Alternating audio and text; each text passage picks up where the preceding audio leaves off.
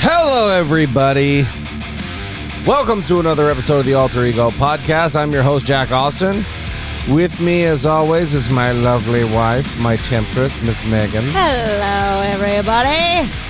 How you doing? Oh, just great. No Ryan.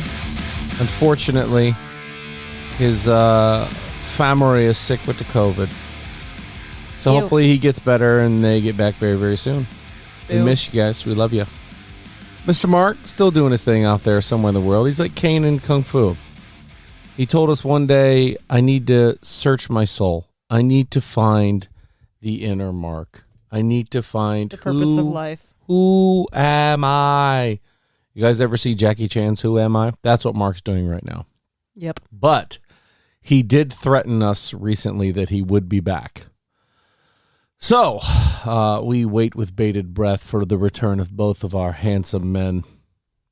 But in the meantime, you still get a healthy dose of Jack and Meagan. Ayo. How's it going?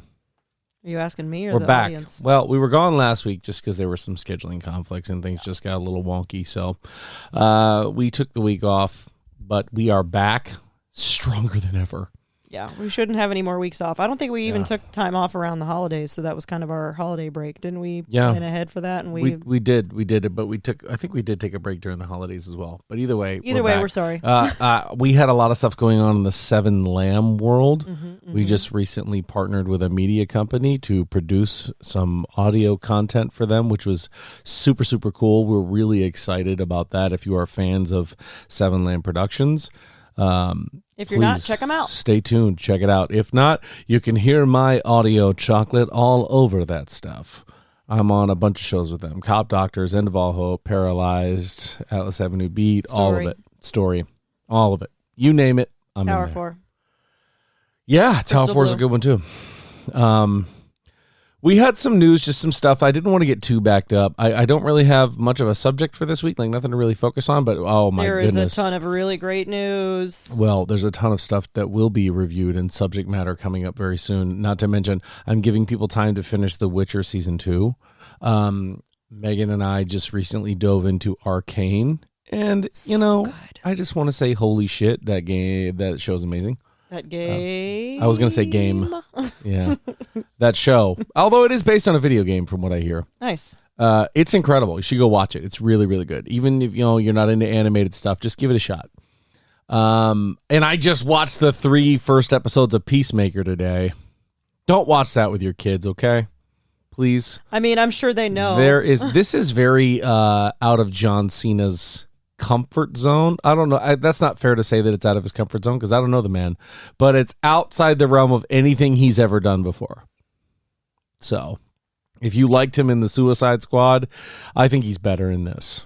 I thought he was really, really good in Suicide Squad. I when we did the review of the movie, I was like, this movie was great. John Cena is great. And he just picks it up right where he left off. So check out Peacemaker for sure. But yeah, Forge Supply Company, wonderful folks. They're supposed to send me a new ad. I'm waiting to get it. Until then, I'm not going to tell everybody how amazing you will smell if you use their products. I'm not going to tell you how affordable it is or how it's going to make women flock to you or men, whatever you're into. You will attract the person you're trying to attract using Forge soap. You will smell like citrus IPA, Cypress Pine, or whatever the hell Ryan's using anymore. Sounds like you just wrote a new ad for them. Wow. Look at me go. I did write a commercial for them. They didn't want to do it. But anyway, my obligatory visit their website at forgesupply.com and order online and use promo code ALTEREGO to get 10% off your order. Forge soap, real soap. No bullshit. That's right. That is correct. And ladies, you can use it too because I love it and I use it myself. She does. This is a true story. She would not lie to you. Nope. Or would she? Maybe. Wow. Can't trust her anymore. You know what I definitely won't lie about? Tony Anellos. Tony Anellos. Don't try to take the segue thing from me, okay? Don't even try. Don't. My segue thing is sacred. I'm the only one who does it. And I need you to back off. Sorry. No. If you guys, I was about to say, if you could see her face, she's not sorry. No. At all. But yeah, Tony and Nello's. What I haven't told you about Tony and Nello's, it's a Southern Italian cuisine and grill. That's a hidden gem. It's family owned and operated on the outskirts of St. Petersburg at 1136 Pinellas Bay Way South. No, I haven't. Tierra Verde, Florida. It's a must try for homemade Italian lunch or dinner. Didn't tell them that. Just remember to bring your appetite because the portions are very generous. Call for a reservation today at 727-867-3577 and check out TonyandNellos.com. Since we're kind of going a little hog wild on the advertisements here, and you just read that verbatim, even though you're lying to the audience and saying that you've never told them those things because you have, let's talk a little bit quickly about their menu and how amazing their Italian cuisine is, as well as their seafood, which is not like an Italian food staple, but it's all fresh market seafood that they have. And their pizza is fucking amazing. And I know that's kind of Italian delight too, but you know what I'm saying. Anyway. I hope Tony Nells doesn't drop us because of your starving. Blatant use of the F-bomb. Oh, jeez. Well, I'm sorry. She's not sorry, gang. Again, she's not sorry. 2 for 2. Gosh. I should be fired. Jack, you can do the show by yourself. Yeah, for sure. Bye. So I have, I've had their penne alla vodka, and for years we were afraid to get anything else because it was so good. They were like, we're afraid we're going to order something else off the menu and it's not going to have that same high level of good food. We have been successfully proven wrong countless times. Yeah, 100%. And I have since ventured from the menu, tried appetizers, tried everything. It's so good. Oh, it's so good. Anyway, that's neither here nor there, although it is technically here. Let's get into the news, shall we? Let's talk a little bit. Let's do it. First and foremost, speaking of DC, like I said, go check out Peacemaker. I think you'll like it. There is a wonderful bit about Aquaman and a really good bit about Batman. In Peacemaker? In Peacemaker. What? It's pretty awesome. See, I didn't watch it with him. He watched it by himself because I haven't been feeling the vibes. I believe you told me you'll be watching that by yourself. I believe that was the direct quote. Until it's homework for the podcast.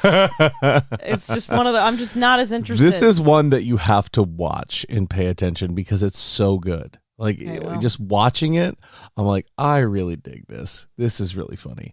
John Cena is such a cocky asshole in this show that to me, I love bad guys, and this is just perfect for me.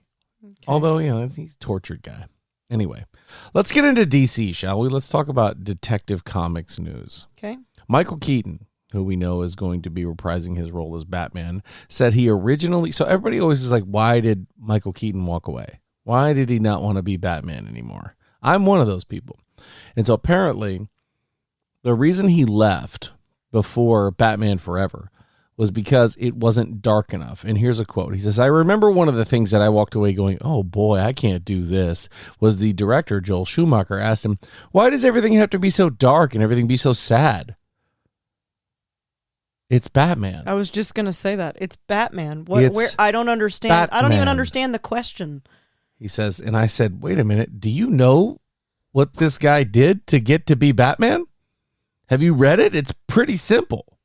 And there isn't like a single, to my knowledge, a single offshoot storyline of Batman that isn't like incredibly dark in some form or fashion. Well, he's always really super dark. That's what I'm saying. Our good friend Dave at Emerald City Comics told us about a story. It was really, really good. It's a Batman story arc that he likes a lot that we need to read.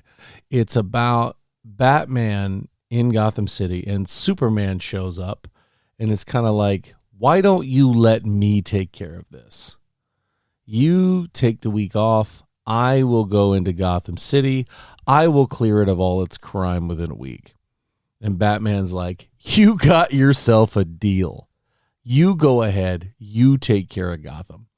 And the first day, Superman apparently does a lot, puts a lot of major bad guys away. But, in typical Gotham City fashion, as one thing goes right, 10 more things go wrong. Yep. And at the end of it, Superman comes out and is like, you win, man. Don't know how you do it. And lets Batman go back about his business. It's pretty cool. I got to look up the name of that one. Why don't you see what that one is, and we'll tell everybody about it. Okay, I'll look it up. Damn, but, speaking of Emerald City, go to support your local comic shop, please. Please and thank you. They're fantastic. They really could use your dollars much more than Amazon could. If you can afford to do that and you are in the space to be able to support your local comic book shop, please make sure you're doing that. Okay? So yeah, we've got Michael Keaton. The reason he's there is because he is in the new Flash movie. And do we think we see him more than that? Because it's rumored now that he might show up in a Batgirl movie.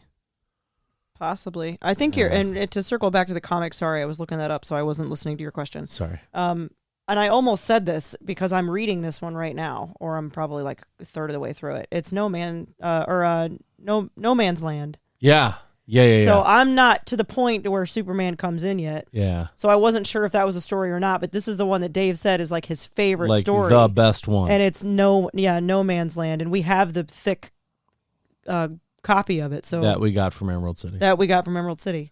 So yeah, No Man's Land is where Superman supposedly comes in, and it ends up being super dark. And it is. It's like when the city becomes like basically lawless, and it separates the city in like different, and it literally like even the military shuts down the whole city. They separate the city and give it to certain supervillains. Yep.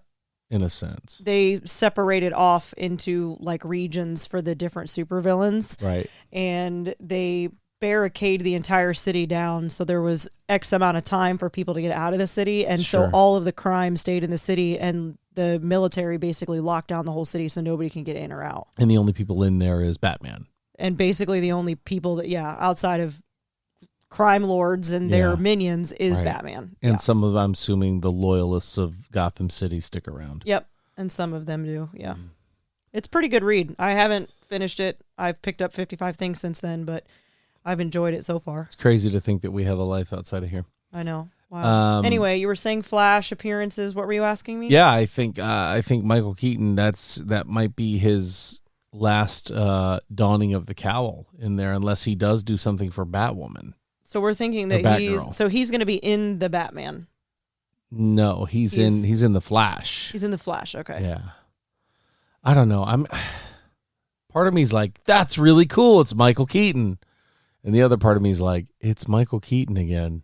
Like, I love him. I think he's a great actor. I love his performances, but I'm like, man, of the infinite world and possibilities of comics, we're still going back to this. Yeah. Do you think this is because Andrew Garfield and Tobey Maguire?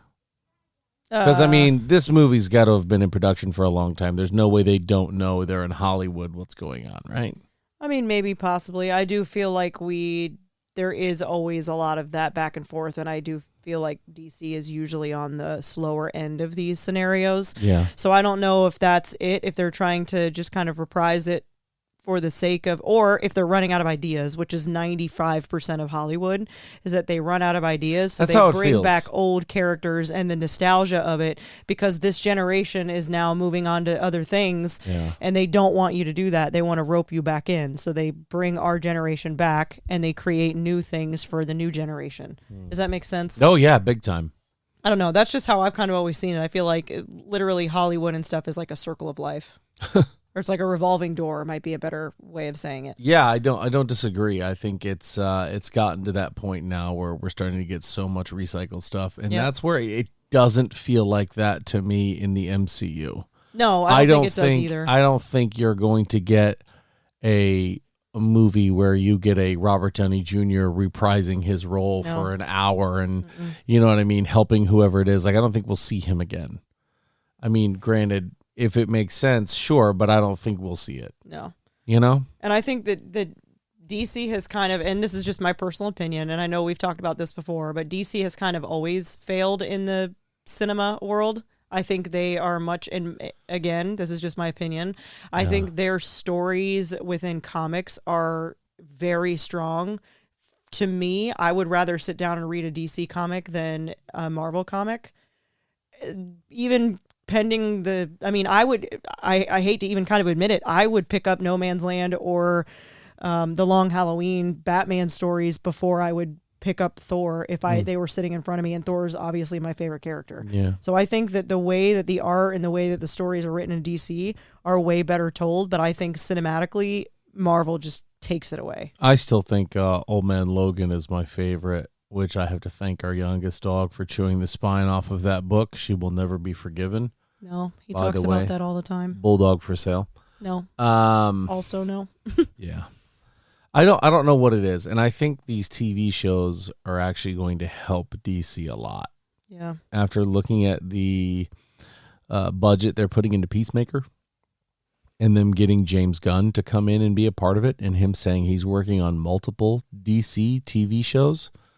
I mean, this has really given everybody a chance, and leave it to Marvel to already be the pioneer for this, but to, like, you know, give us 6-hour movies in forms of these TV shows. Yeah. And letting us wait for them and be happy for them and continue to tune in and stream and watch.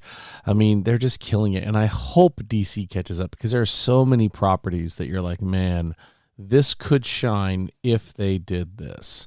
Yeah. And you're just kind of waiting for that to happen. I don't know. I feel like maybe the reason I feel the way that I do is because there's so much depth and story that goes behind the MCU, and especially whenever we start getting into this next wave of different timelines and all this other crazy shit. Like I can get very easily distracted and confused when I'm reading, because it takes the simplest thing for me to forget where I was and lose the storyline in my head when I'm reading it. So me seeing it on the TV makes it much easier for me to understand. Sure. But I think that DC it's very repetitive, and I think it's a lot of the same stories. I mean, like Flashpoint and all that other shit, all that stuff keeps happening in every single realm of possibility that Flash is involved in. So I don't know, maybe we talked about that a little bit too in the Justice League Dark Apocalypse War. That it was the greatest animated DC movie. I was loving it. It was amazing. I have never gone from so high to so low in the last 10 seconds of a movie. Yeah. Like that was a masterpiece. I was so happy with it. I was like, "Oh my God, this is incredible. I can't wait to see where they go from this." And then the last minute, I'm like, "Fuck." You ruined it again with the Flashpoint shit. Yeah. Just drove me crazy. Not to mention, another thing that I think Marvel has done better is continuity of people playing their characters. For instance, we just most recently had Ben Affleck playing Batman, who I think physically is the best Batman we've ever had. I think he looks the best part. I think he's a great actor. I like the way they did everything with him. I think he definitely fits the Batman and Bruce Wayne the best. Yeah. I liked it a lot. No disrespect to Christian Bale. And there are some people out there that still say Michael Keaton's their favorite, and that's great. Your Batman's your Batman. I still think Ben Affleck did a fantastic job. But he's done. He says after Flash, he will not be Batman anymore. And that's another big deal, that you've got to figure out a way to retain these people. Like, what's the difference? Is it, we've asked this question on the show before. Is it Feige? Is Kevin Feige the reason that we're able to keep so many people and he's such a great producer? I don't know. I just like recasting and retelling the same story and just having to start all over again because it failed and plummeted and was just a dumpster fire. It's just like, at this point, I'm just kind of tired of it. So I don't even have any interest, if I'm being honest. I love Aquaman. I think Jason Momoa is a perfect Aquaman. Maybe not, he doesn't necessarily look the part when it comes to the comic books, at least the classic comic book character that we all know. Sure. But I do like him as Aquaman. I think that he's probably the only one out of all of them that I really enjoy. But at this point, that whole storyline and that whole, like, what they've been doing with it, I have no interest in watching the Flash movie. Yeah. I know that I will, but it's just something I'm not excited about. Like, it's not something that has me hyped because I'm just kind of, like, over it. I think if Henry Cavill and Jason Momoa want to, and, I mean, I guess even Gal Gadot, or Gal Gadot, however you want to say it, but I'm kind of like, I'm tired of it. I do like Ben Affleck, but I'm tired of this group of folks because I feel like it's constantly changing and the stories all suck and none of them make sense, and I'm just kind of over it. I think they're looking at this Flashpoint as just like they do in the other movies and the other comics is a way to wipe the slate clean and have new people show up. If that's what they do, then they're making a smart move. I think they see even Robert Pattinson step into the limelight as a Batman, because we all know the hype train has left the station for me in terms of that movie. I think it looks great. Can't wait to watch it. You've got Michael B. Jordan already working on a Superman project. Mm-hmm. in another universe too. I think maybe, you get your new Batman, you get your new Superman, you do whatever you want with the rest. Yeah. I don't think we see the same Cyborg coming back either. Which is a good thing. Yeah. I don't know. I feel like they've got a lot of work to do, and there's not really much other than the Batman right now that I'm looking forward to watching. Yeah, same here. They could prove me wrong, but Yeah, that'd be great. And I'm usually incredibly open-minded when it comes to the same characters or different storylines. But at this point, like with the Justice League, I'm just kind of like over it. It's kind of exhausting. Yeah. And I hate to say that, but it just kind of is. Yeah, it is. It is exhausting. It's exhausting and it's confusing, and I have not been overly thrilled with how it's all gone. So yeah. Well, let's talk about some good things. Let's talk about some Marvel before we get into some random news and a little list I want to get into at the end. Okay. And that is the fact that the No Way Home artists revealed a Tom Holland Venom suit that they were working on. I know. I wonder how close we were to getting Tom Holland Venom. I wonder where on the writer's room floor that ended up. Do you think it's still a possibility, or do you think that I think it's a good possibility. I almost guarantee we see Venom introduced in the next movie. But we're talking Black Suit Spiderman, not... Yeah, that's what I'm talking about. Okay. I think we see him. I think we see a different universe version of Eddie Brock in Tom Hardy. Mm-hmm. I think we see all that. And I think Venom helps him fight in the beginning. Probably. Maybe. We'll see. But the fact that was there, and they also said there were other massive MCU properties that were in No Way Home originally, but they had to take them out. For time purposes? Not just for time, but for the fact that it became too jumbled. Yeah. And was this a Spider-Man movie at this point? I want to know who that was. Huh. Who was the big... Maybe they'll never release it because they're going to reappropriate them somewhere else. Yeah, very in possible. The stories. If it's that big that they would have kind of infiltrated the Spider-Man storyline, then maybe they could fit elsewhere better. I don't know. Does that make sense? Yeah, I think it was a top tier guy. I don't think it's Thor, which now to me in the MCU, Thor is the top of the food chain. Yeah. I don't see anybody out there that could be bigger or stronger than him that has made an appearance yet. Mm-hmm. But geez, that could be wild. I really am interested to see what could happen there. And they also talked about Green Goblin. Well, Willem Dafoe said that the reason for the big change with the mask in this one was because of all the fan outrage, really. Like everybody's saying that the mask in the original one looks stupid. That so Willem Dafoe's original green mask was just not good. Mm-hmm. We don't want that. It doesn't look real. It doesn't look like our Green Goblin. It just looks like a really poorly made mask. I honestly didn't even notice. Well, that's why I think he smashes it in No Way Home. He smashes it and just dons the goggles, which I thought was a much better look for him. It made it look a little bit more real for a movie where people shoot webbing out of their hands and fly around. It still looked better than that big ceramic-looking Green Goblin mask. Yeah, the one that looked like aluminum foil. Yeah. I do remember that. I just don't remember it being different, but now that we're talking about it, I'm kind of seeing it in my head. Yeah. That's the last bit of news I have for that, but I did have something very cool, and I'm trying to find it right now. It is about the X-Men joining the MCU. There is a longtime X-Men producer named Simon Kinberg who was approached and asked about the possibility of the X-Men joining the MCU. And his quote, I really couldn't agree with more. He says, Kevin, referring to Kevin Feige, of course, Kevin knows what he's doing with the MCU. And then he goes even further to say, I would argue he's the greatest producer in the history of cinema. Golly, that is lofty praise. Yeah. I don't disagree with either statement, actually, because there have been some massive budget movies and a lot of moving parts. And to try to keep the continuity the way that he has and keep the story going, I mean, clearly he's done a great job. So that begs the question, where are the X-Men at, Marvel? Mm-hmm. We want them. We want this to be, obviously we saw our first X-Man, although he is not referred to as an X-Man, but in Black Widow, the big Russian bear, he is officially an X-Man, and that is mentioned in the DVD commentary or whatever you want to call it.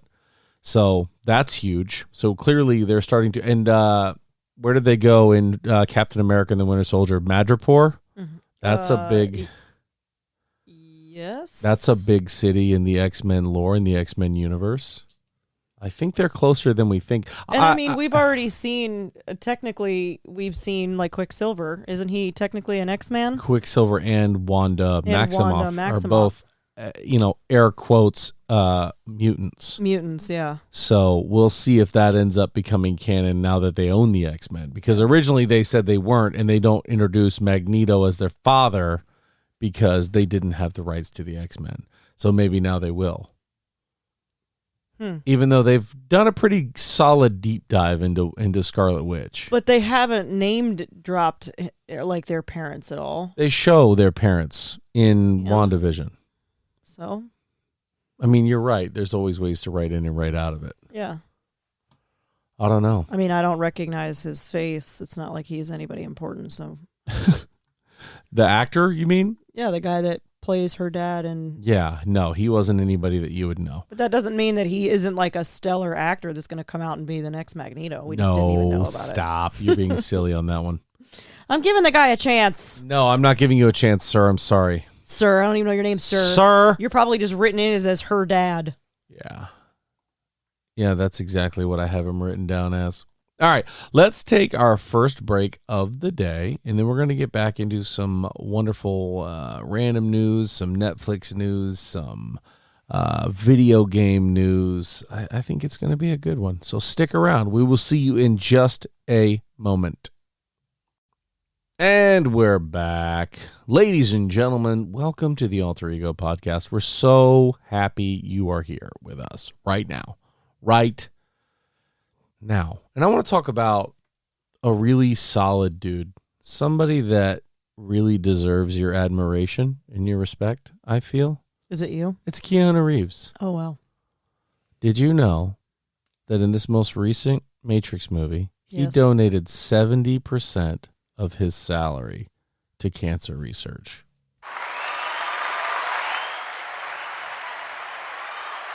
And I'm not saying he deserves your admiration for that alone. He's done that throughout his career.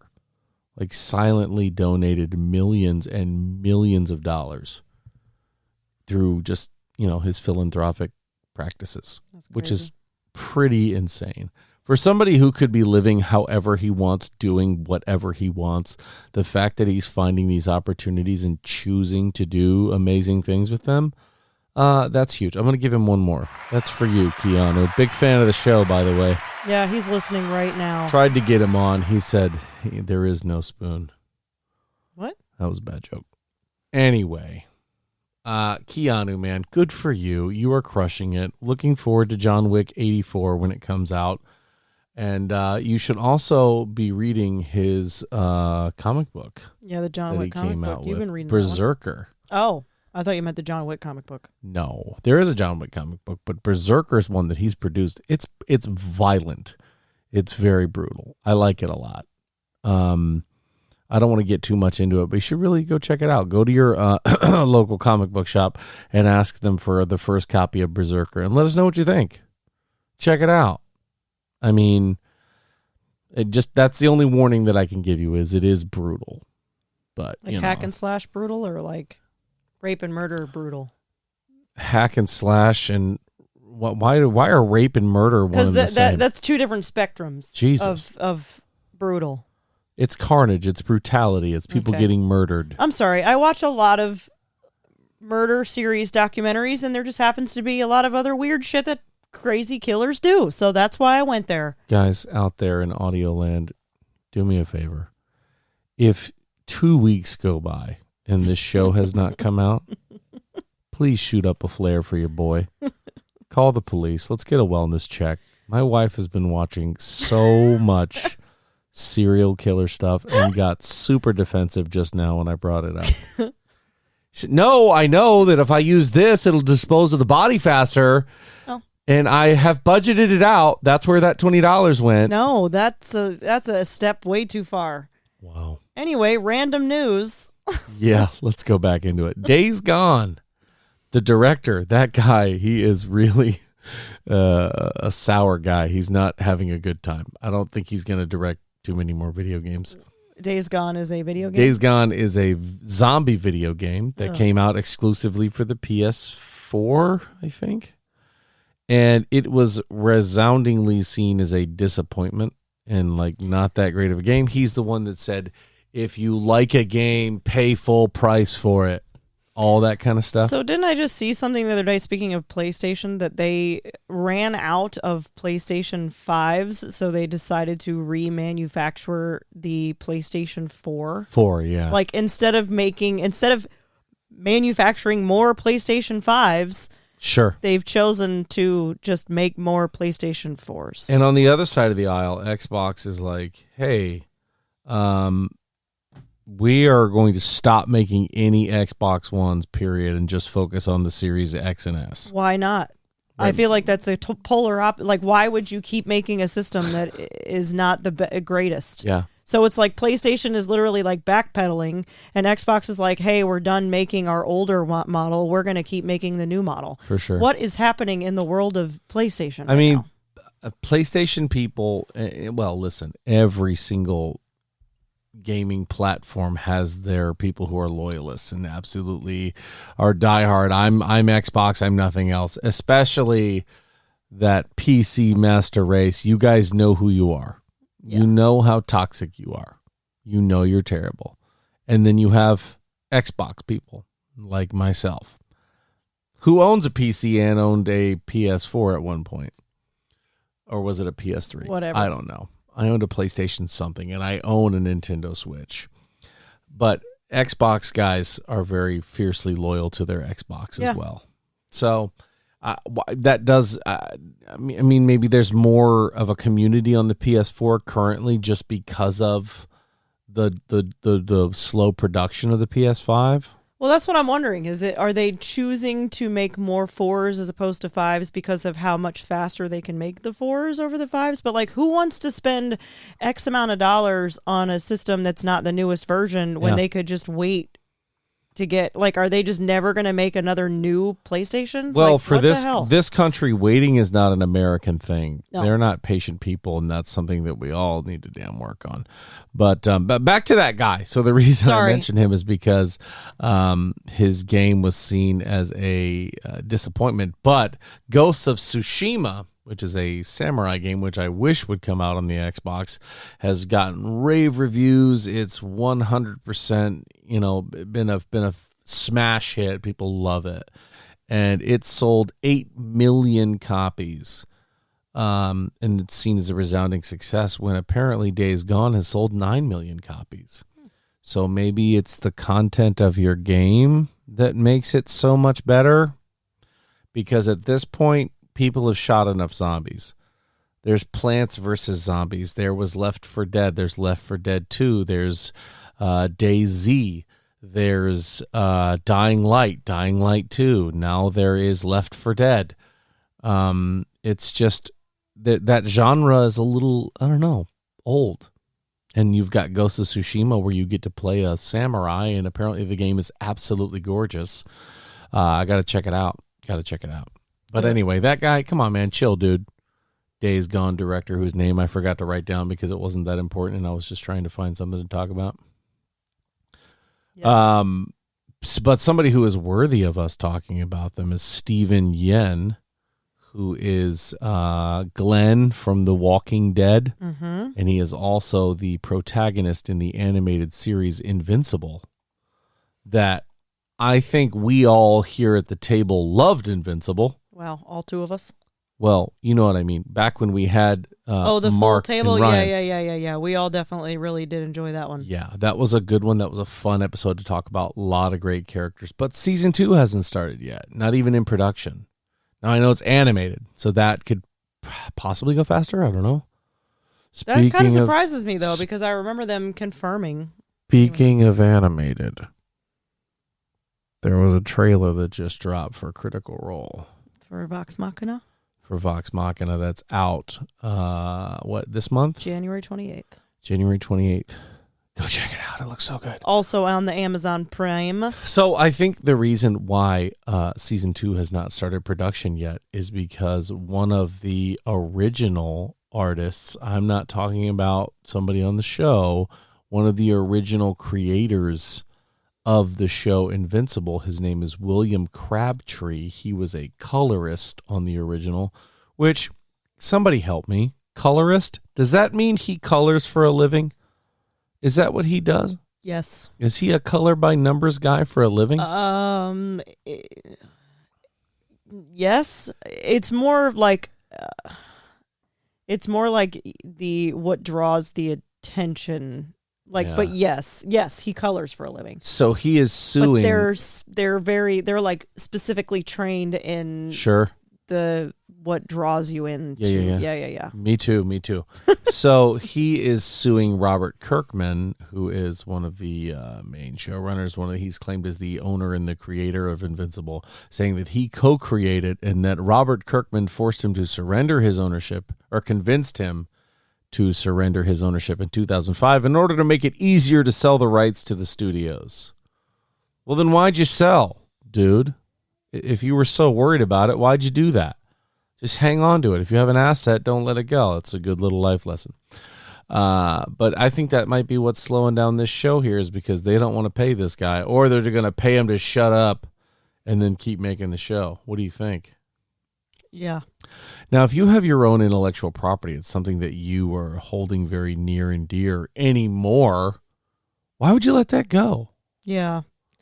No. Was he, you think maybe he was like, needing some money and they said, hey, we'll pay you $50,000, we'll pay you $100,000 for it. I don't know. Like, yeah, sure. It depends on how one would define the word convinced. Yeah. Yeah, right. Well, there's a fine line between convinced and coerced. That's what I'm saying. You never know. But that's what I mean, is some people might think that he was convinced in a coercive sort of way. Yeah. Whether he was bribed without realizing he was being bribed, saying he was going to get X, Y, and Z if he would just release this, and it really ends up being like a poor decision made, but it wasn't made in a threatful manner. I don't know. It just depends on how one would define that. I think there's two sides to this coin. Because there's three sides to every story. Yeah. There's people that are very, very sensitive these days, and I think that could skew the definition of convinced. Yeah. Well, like I said, there's three sides. There's what he said, that's what he said, and what actually happened. Mm-hmm. So we'll see. But speaking of Netflix, Don't Look Up, the most recent movie that came out from them, directed by Adam McKay, starring Leonardo DiCaprio and Jennifer Lawrence, I believe her name is, and Jonah Hill and Meryl Streep, has broken the record for the most viewing hours in a single week. Wow. Lots of people. That's Leo for you. That's the star power of Leonardo DiCaprio. I don't feel the draw to it yet. I don't either. Just not interested. Yeah. I mean, it looks okay, but... It has a great cast. It has a stellar cast. I'm just, I don't have any intentions of seeing it. And I don't really like this. Who's the comedic guy? You just said his name. Jonah Hill. I love Jonah Hill. No, I like Jonah Hill. I don't, from the previews that we saw, I don't like when he plays a bad guy / idiot, and I feel like he's playing kind of I think he plays an idiot more than a bad guy. Yeah, and yeah, but like the preview pretty much paints a picture of him being a selfish prick who gives a shit about nobody but himself as a politician or in the political realm. I believe he plays Meryl Streep, who plays the president. He plays her son. He plays her, whatever. Yeah, just he plays kind of an entitled moron, and I don't know. Sure. It's not attractive to me. Not that he's attractive, but unfortunately, it doesn't draw me in to watch it, is what I mean by attractive in that sense. Like it seems kind of like a tired thing anymore. Yeah. Right. Yeah. I don't know. But then again, it's a comedy. Yeah. So you have to have those elements. I don't know. I'm just not feeling it. And not to mention, it's Jonah Hill. You put his name on the poster, people are going to show up to watch. Yeah. Same thing with Leo. Yeah. And Meryl Streep and Jennifer Lawrence. This movie, I'm not surprised with the cast that it had so many people watching it. Yeah, true. Yeah. Speaking of a movie that's coming out that I do want to see, Uncharted. I found out today where the idea for the Uncharted movie came from. Not from obviously its wildly successful video game franchise. I know that that's a top game. People swear by it. They love it. But apparently, the idea for this movie came when Tom Holland was trying to pitch an idea for a young James Bond to the studio. Could you have imagined that? All this talk about how we want Idris Elba to be there, we want him to be 007, and we get Tom Holland. That would be pretty intense. It would be. I think it would be an interesting choice because Tom Holland has quickly come from, oh, here's a new kid playing Spider-Man to a top 10 actor on the planet. Yeah. In terms of movies that he's getting and the popularity and the rise and the dollar signs associated. I mean, obviously, No Way Home is the biggest movie Sony's ever made, and that's because of him. And I think, like, there's people out there, and I'm kind of one of them, that likes to see those people play in different roles because it's like you want to break out of him just being Spider-Man. You want to break out with a mindset to see what else he's capable of doing. Yeah. So and he's done a lot. He's like had that movie Devil All the Time. He's had quite a few movies that weren't just Spider-Man. So, I mean, like you see that, and the best actors can. The best actors don't get pigeonholed as, oh, you're just that guy. People don't look at Chris Hemsworth and go, you're just Thor. Yeah, that's true. They've seen Extraction. They've seen stuff with him in it before, Star Trek that he was in. I mean, RDJ. People know him as Iron Man, but they know him as a lot more too. Yeah. And I think anymore, that's not as big of a stigmatism. Not stigmatism, a stigmata. Yeah. Stigma. Stigmata. That's a weird ass. We'll edit all that out. That was terrible. Me trying to find a word. But anyway, I thought that was cool. Uncharted. I'm interested to see where that goes. I've never played the game, but the movie is very, very good, very enticing for me to want to watch that. Some video game news, even though we talked about a couple of video game properties there, but this one was cool. So Mario Kart is on 8. Mario Kart 8. And they say Mario Kart 9 is already in development, in quotes, with a new twist. What do you think the new twist is going to be for Mario Kart? What could Mario Kart possibly do to change that franchise? Here's the quote from the article. Industry analyst Dr. Serkan Toto claimed in a list of predictions for 2022 that Mario Kart 9 is in active development and comes with a new twist, and Nintendo could tease it this year. I'm sorry, pardon my language. Fuck you. Mario Kart 9 is awesome. We're going to see it in 2022, and we're going to preview it. Stop telling me about games that aren't going to be here for a couple of years. It's driving me crazy now. As a part of the list of predictions, it's best to take it with a grain of salt, is what it says. But I want to know, what do we think the twist is? What could the twist possibly be? Like an open world Mario So Kart? that's kind of what I was thinking is, I know they kind of already do that. Like they have the Bowser's Castle theme. They have the all the different themed tracks and things like that, but maybe they're going to branch out more into the other Nintendo properties, like maybe a little bit of Donkey Kong sort of feel, maybe like a Mario Zelda Kart or something, like other like racing through Hyrule, and maybe new racers, because in they've already expanded with what are the ghosts named?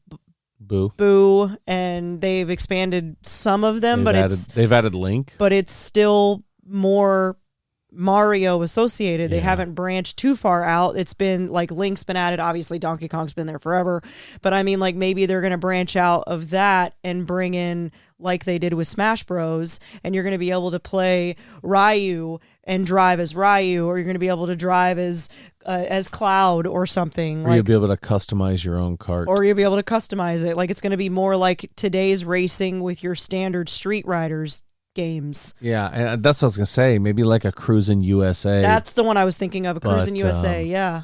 something like that, or maybe this Forza whatever, where they have this completely open world. Mm-hmm. Maybe that's something that's going to hit the shelves in Mario Kart. That would be super cool. That would be a nice twist. Having being able to ride around as a Pokemon, you drive around as Pikachu or something. That would be so dope. I would instantly expect Pikachu's car to be the fastest car we've ever seen. By the way, Pokemon Legends Arceus or Arceus coming out very soon, probably coming out next week. I will be picking that up and giving it a little shot-a-roo and possibly doing a little review for it. I wish I knew a way to stream that, because I would stream some Pokemon. That would be fun. But yeah, Mario Kart 9, let's get it. Then we all have the big wide Mario Kart tournament that I, of course, win with Luigi. Naturally. And he and I hold the gold trophy over our heads simultaneously. Anyway. How about The Boys Season 3? They previewed it coming out on January 3rd, 2022. There wasn't a single ounce of segue in that exchange right there. No, I know. Okay. But they show a preview and it's all Homelander. Do we think Season 3 is the season we finally see Homelander just cut loose? Yes. And start to become that evil Superman we all know he's capable of being. That shit's dangerous, but yes. That is going to be an excellent show. I think last season he had so many moments of he's going to pop off that I think that it's time. I don't think they're going to go a whole nother season. Yeah. And then he had Stormfront coming in who was calming him down. Yeah. And then he had his whole bit with his son, and now he's lost all that. Yep. And Mr. Vought, not Frederick Vought, that's the other one. Who's the guy on the 80,000th floor? Played by, oh my gosh, I can't think of his name right now, but he's incredible. He's in the Mando. Yep, where, Homelander showed up and he was like, you ain't shit, dude. Yeah. He's like, we don't make money off of you. I don't have to answer to you for anything. Get out. And Homelander's like, he goes, I think you got a preview for Tech Night Lives you need to go see. Goodbye. Yeah, that's, well, yeah. I think he's going to lose it. Yeah. I think we might be end of episode 1, lose it. Yeah. Oh man, and that's the whole season, reigning in Homelander. Boo. Yeah, I'm calling it. That would be wild. I'm calling it. I would say it's probably at least within the first 2 episodes that he pops off. Maybe even that's how they cliffhanger episode 1. Yeah. I don't know. Now it's driving me crazy. But usually they release the first 2 episodes or the first 3 episodes at once, right off the bat. So I think it's going to be at the very end where the cliffhanger is. So wherever that is, whether it's the end of the first or the end of the second, or possibly even the end of the third, whenever there's that weird cliffhanger that you have to wait for a week. So I'm calling it that it's probably the end of episode 2 or 1. I think it's Giancarlo Esposito. Is that correct? Yes. Moff Gideon. Giancarlo Esposito. Yes, Moff Gideon. That's it. Yeah, I couldn't remember. That dude is the one who tells and his Homelander voice. He can fuck off. Yeah, he's got such a great voice. Yeah. So that's pretty much what we have for the news. The Boys coming out. Critical Role is coming out very soon. Cannot wait. Wheel of Time just ended. You should have watched Wheel of Time if you're a big fan of that one. That will get its own show where we'll talk about Wheel of Time. Yeah, that's a great show. But next week we're talking about The Witcher. We're talking about The Witcher Season 2, and I thought it was appropriate to bring up this bit of news that The Witcher Season 2 has already broken the top 10 most watched Netflix shows of all time already. That doesn't surprise me. That show is incredible. And when it's and this so is good, of all time in its first 28 days. This is not a running thing because a lot of people have binged a lot of different seasons of different shows, but this is in the first 28 days. It's already cracked that top 10. I'm going to go from 10 to 1 because the 1 you're going to be like, wait, what? Number 10. At 427,440,000 views in the first 28 days. Stranger Things Season 2. Number 9. It's always Season 2 because Season 1 was so good that they just... At 457,370,000. You, Season 2. which I've never gotten into the show. You have you seen that? I've watched the entirety of the whole series. Wow. Yep. What are your thoughts? Is it worth the already 457 million views? Well, being that I fall into that category, and we've already touched on this today, That you're a serial killer? of the women that like to watch serial killer Is he a killer? documentaries. Is he a serial killer? Yeah. Oh, I thought he was just obsessed. It's a bit of both. Yeah. It's a bit of both. It's full on obsession, and he basically kills anybody that gets in his way. In his way of what? Like at the What grocery he's store? obsessed with. Oh. Not like he can't reach the ketchup and someone's in the way and Right. he just decides to kill them. Were those the last bag of wings? Yeah. Oh. No, that's not it. Okay. It's like he gets possessive and obsessed over one particular thing, and then anybody who gets in his way along that trail ends up. Gotcha. Yeah, pretty much. Sounds super cool. I think season 3 just came out. Sounds really awesome. I just watched the most recent season, and I'm pretty sure it was season 3. Well, at 8 we have The Witcher season 2 at 462,500,000. Wow, that's pretty big. And at 7 is season 3. You season 3. Yeah, I was gonna say I'm pretty sure 3 was the most recent one, so I'm not surprised. Yeah. 467,830,000 for You season 3. Made limited series. Did not know what this was. I don't have a clue what that is. Yeah, anything about that 469,090,000 download show. Must have done well. Yeah, it must be something I need to take a look at. And at 5 and 4 are 13 Reasons Why. Season 1 at 5, season 2 at 4, with 475 and 496 million respectively. Golly. I have watched all of that too. And then Witcher season 1, which I don't know if we're at the mark where Witcher season 2 has already gone through its 28 days, but Witcher season 1 is at 541 million. Huge. Stranger Things 3. Wait a minute. Stranger Things 3? Oh, yeah, we're waiting on 4. Mm-hmm. 582,100,000. That's a lot. And here's number 1. And this is the one that surprised me because I have no idea what it is. I've watched this too. I have never seen a single episode of this. Didn't know what it was until I saw this list. And it's Bridgerton season 1, 625,490,000. It is almost, 40 million more. So that one kind of does surprise me, not because of it not being any good, because I thoroughly enjoyed it and I can't wait to see what they do with it moving forward. I know that there's a book now, so someone maybe can tell me whether or not there was a book before that might have been super popular, which is what drew them to watch the series as well. I don't know if there's a book prior to the series coming out or if they decided to write the book afterward. I'm assuming there was a book before because most of the time that's how that works.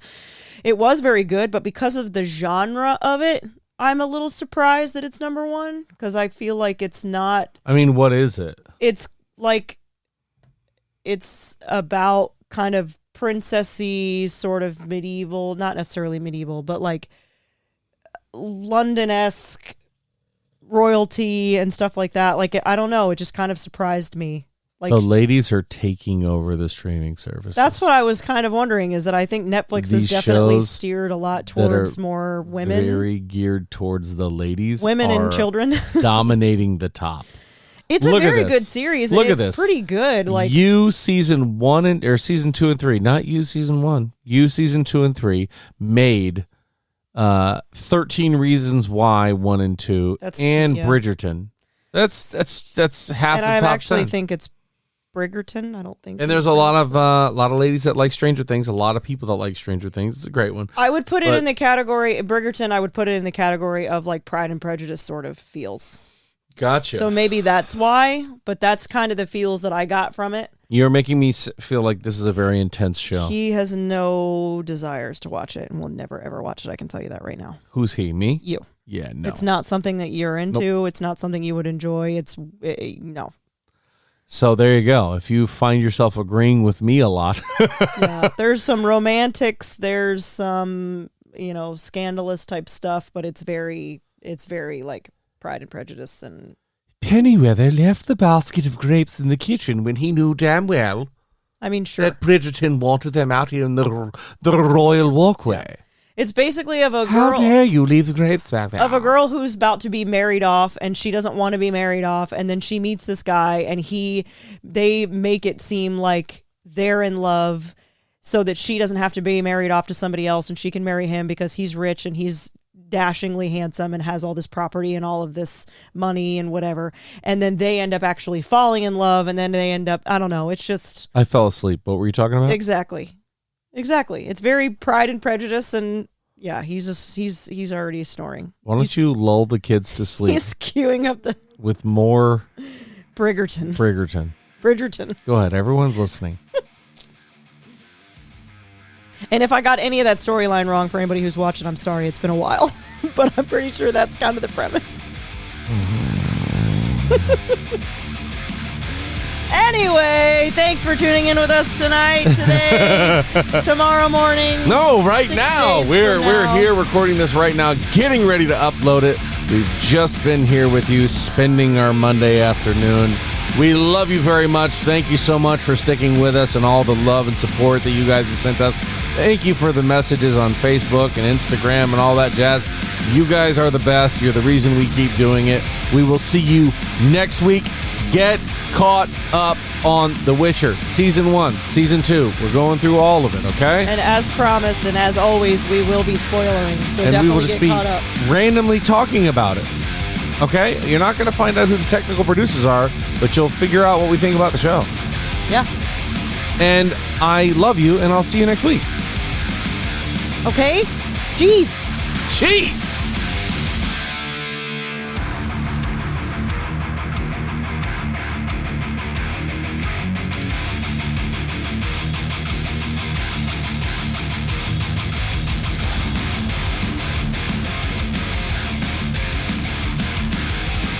I love this song. Yeah, it's pretty dope.